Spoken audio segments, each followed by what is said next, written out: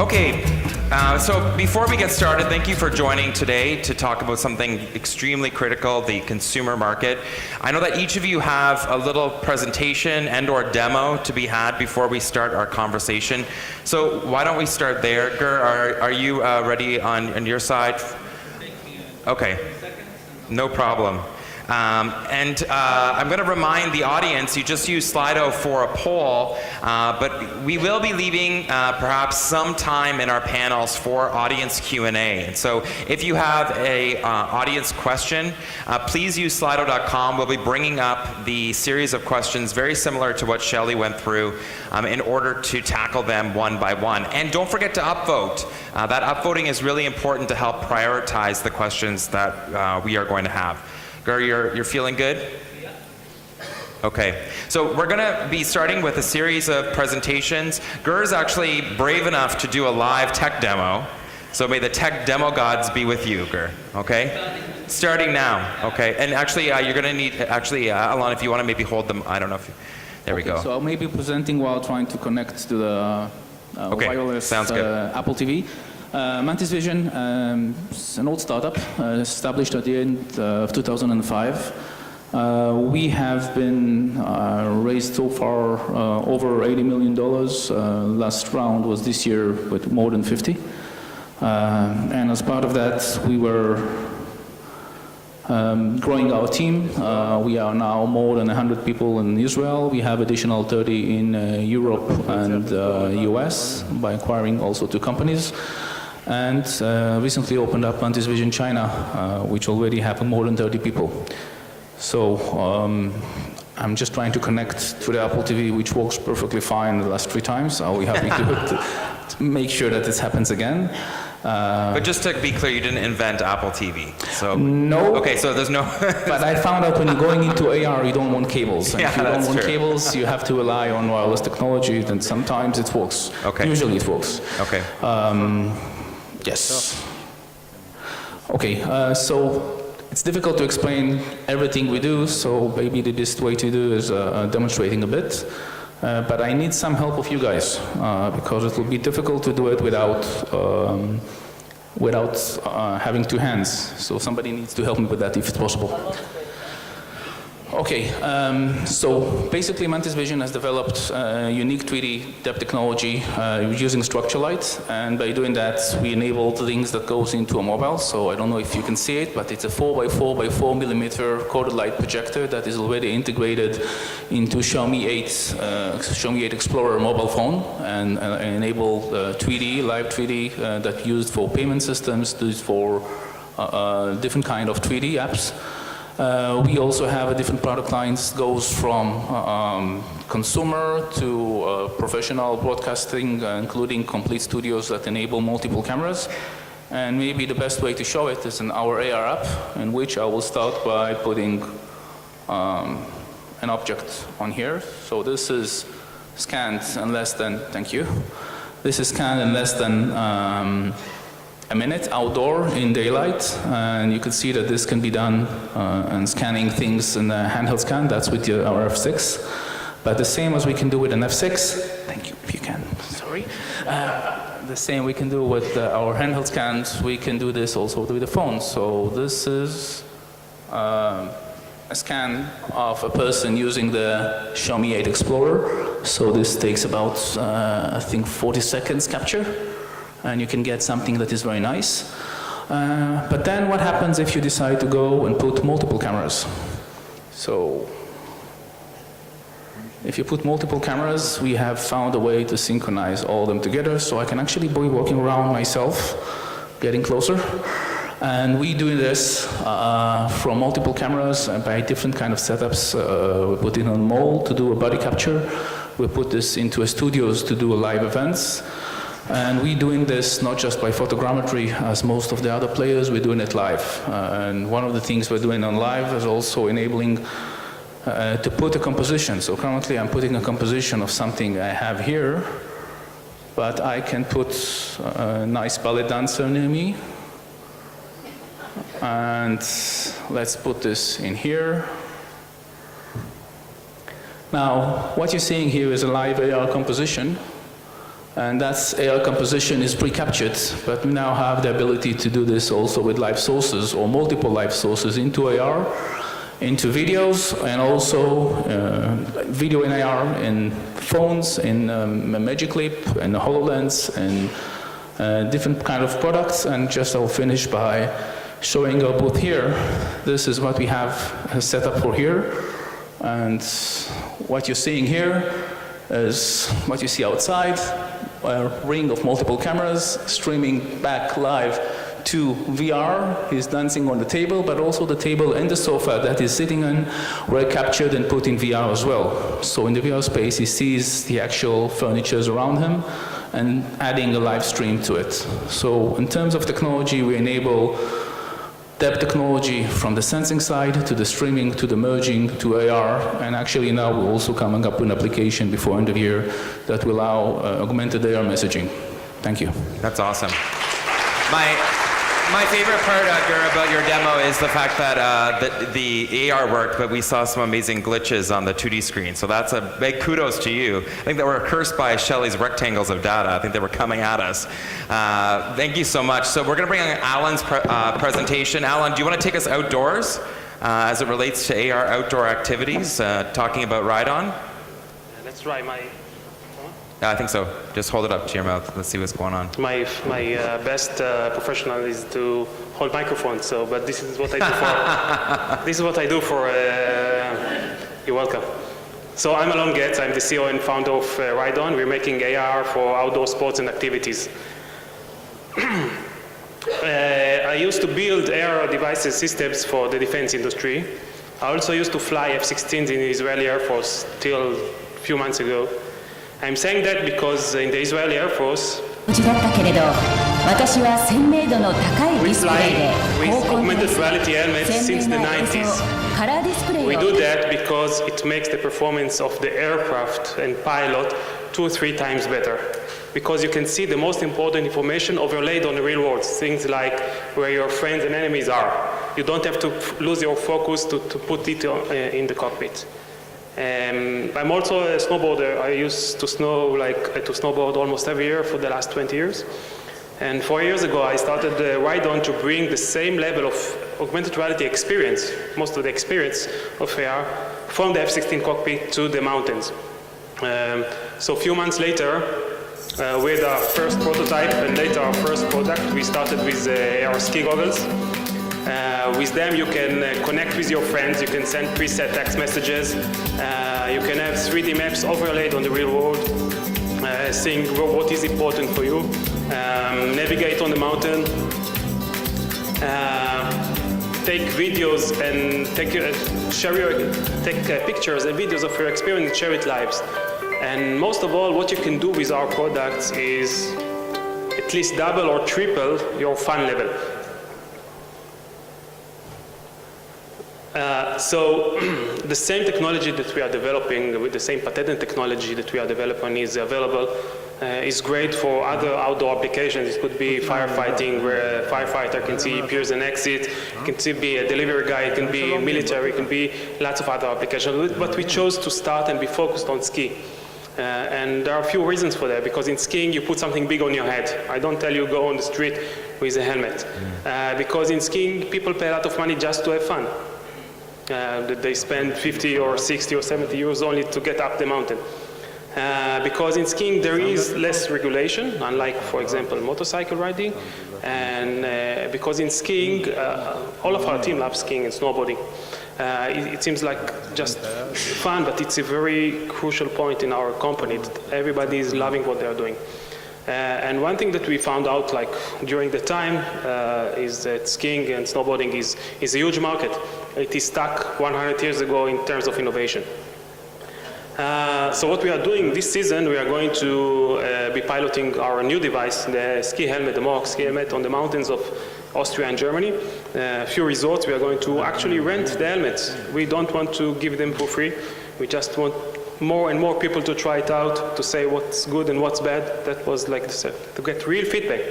And what's very unique about that is the feedback is not from professionals. It's not from AR designers. It's not people that are asking what is the field of view. It's people that just love skiing and snowboarding and use our device. And we are going to actually implement it live and check it and improve the program all the time. So it's going to be on the mountains of Austria and Germany, and you can talk to me later if you want to try it out. And that's all. Thank you. Thank you.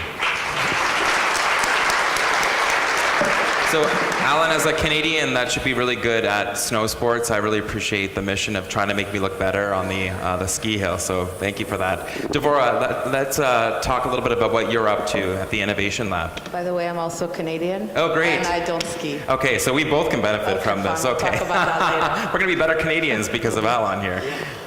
It's interesting because you just finished off on a point that gives me a great opening about the testers being actual users and not industry leaders or professionals. So I'm Devora Mason, and I was the director of the TOD Innovation Lab, which is a unique AR/VR innovation lab located in the Tower of David Museum, just inside the old city of Jerusalem, focusing on AR/VR technology and the visitor experience. A lot of the staff from the museum are here today, so of course afterwards, if you'd like me to connect you, I'd be happy to. From a young age, I was always a museum goer, and anywhere in the world I go, I always look for like a yoga guru, a salsa dancer. You know, I love to run the streets, and I go to all the museums, any city I go to. And when I walk through the front of the door of a museum, I look into this fascinating world of history, culture, and archaeological finds. And I think what's interesting is that as I became an adult, I started to notice things that people talk about in museums as well, that the museum experiences are not really suited to the actual users, the visitors. So you walk through the front door and you see a huge lineup. And you go, what are these people waiting in line for? Is that they're buying tickets? No, they already have their tickets. Why are they waiting in line? And all of a sudden you realize they're waiting in line to buy an audio guide. But wait a second, on the right side is a guy selling for €1 a set of headphones and a QR code to download the audio guide for free. Why is nobody going there? Why are they waiting in this enormous line? And then you come into the museum, and I love the mummies. I go to see the mummy exhibit, and there's a sign, maybe with 2 languages, 2-dimensional sign, with some content that's supposed to suit everybody. And I'm looking around me, and I'm thinking, there are children here. There are people with different capabilities, different interests, different languages. No wonder they're already buying the audio guide, because they're already anticipating that the experience is not going to be suited to them. They're already anticipating that they're not going to be able to experience something the way it's set up for them in the museum. And one of the ways that we created this microcosm within the Tower of David is that we basically understood that the technology needs to be developed together with the visitor experience. And that was how the TOD Innovation Lab was born, based on this idea from the director, Elat Lieber, and the staff in the museum, thinking, let's work together with the technology companies to create the visitor experience. Technology should not be created in a bubble. I'm just gonna see if I can get this to, oh, Alon, it was, one of the things that happened with the launch of the Innovation Lab as well, of course, is the creation of a community, and I'm gonna talk about that in a second. Let me just see if I can get this video to go. No. This one's a video, guys, if we can play it. Can you play it for us? No. This is snow, this is Alon's case study. There we go. On the slopes. Gonna get it ready for you. Here in the courtyard and the gallery of the museum, you can see over 20 companies who are working together and in collaboration with the museum. The goal of the TOD Innovation Lab is to enhance and improve the visitor experience through the integration and use of AR/VR technologies. The experience of Tower of David will allow the visitor to actually take part of the history scenes, to actually feel how this place was hundreds of years ago. We are creating a new medium of storytelling that combines documentary filmmaking with gamified experience, and all this in virtual reality that allows you to move in space. With our app, you can point your device at one of our image targets, and you will see an extra layer of virtual elements on top of it. With the help with Virtual Israel, the foundation, and the site, we have provided the museum 4 different experiences. So people from around the world can sit in their home, and see it virtually. החלום לחבר טכנולוגיה חדשה לעולמות התוכן של ההיסטוריה, הארכיאולוגיה והמורשת הוא חלום שנועד מהצורך לגעת בקהל. 400,000 מבקרים במוזיאון מגדל דוד מדי שנה, קצת יותר מ1,000 ביום, יוכלו לחוות ולנסות את החידושים האלה מדי יום.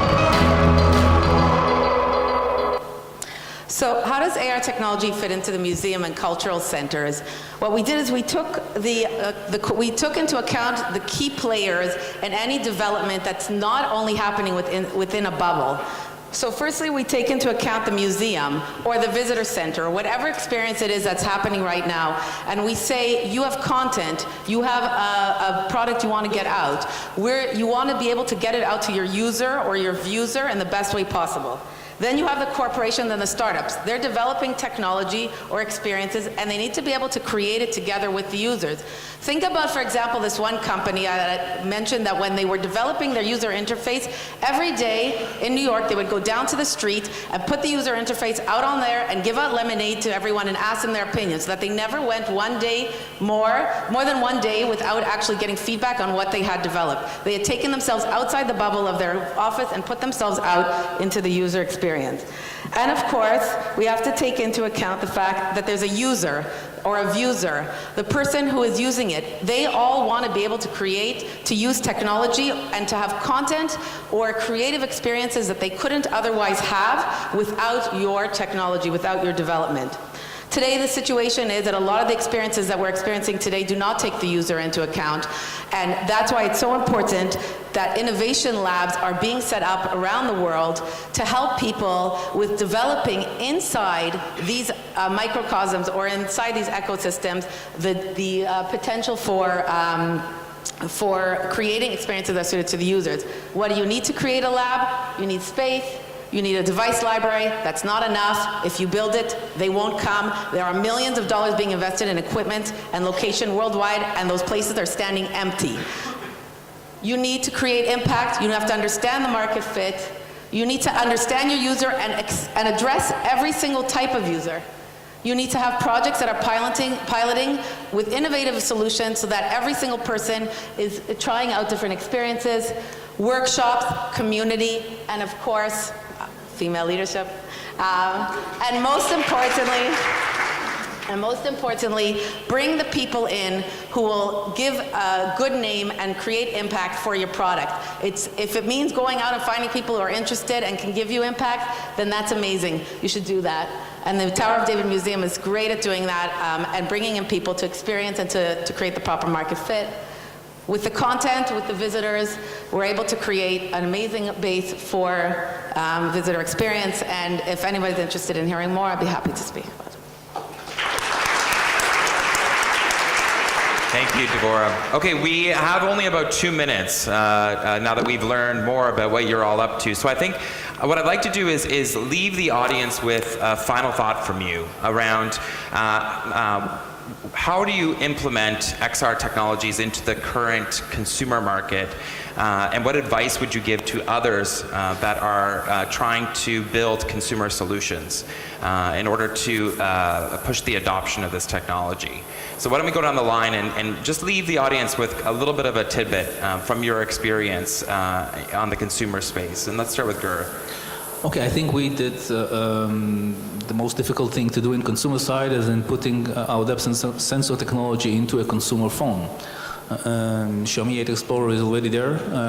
The biggest install base is the iPhone X, XR, and I think the XR is going to be, as its name, will be a major driver for the XR because of the capabilities. I have some demos running about 10 different dynamic AR scenes running in one scene, completely intact using ARKit.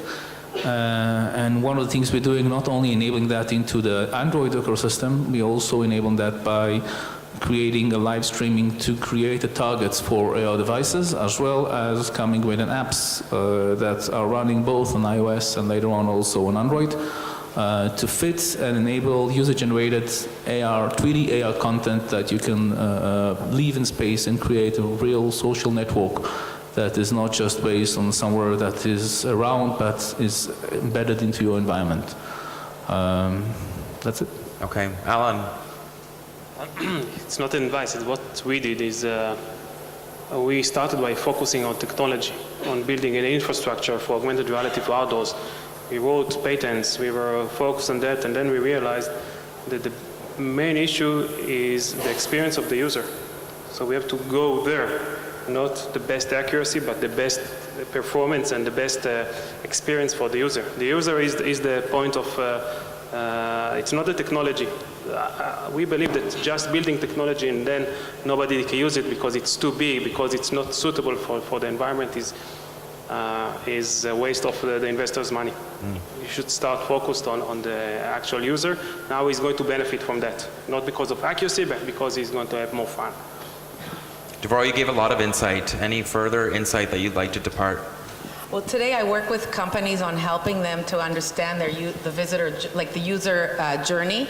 And so being really, really aware about what the market offers, what's available, and what you can do for them, and constantly connecting between the different branches. So corporations come to me, they say, we're looking for companies now that can work with us on our 5G technology. Somebody else comes to me and says, I've just created a scanner and I'm looking for this. Another person I just met, they're looking for a specific sector. So I'm walking around with this huge amount of information in my head, and then I'm helping to connect so that they can have the resources available to them to either have the proper investor, the proper client, the proper customer, because the journey is going to keep going, and we have a tendency to focus on one specific vertical. You know, people will always say, like, I'm very focused on this right now. I don't want to, lose my focus. But I'm saying it's such a new technology. We don't really know what's going to happen next. Something will surprise us, and so we have to always keep our minds open to the fact that there might be something that comes up that we have to be open to and explore those opportunities. That's great. Unfortunately, we're out of time for these three presenters, but I'm sure you're going to see them today throughout the event, especially in the Expo area for many of the companies here. So big round of applause for our panel today. Thank you so much. Thank you. Thank you for joining me.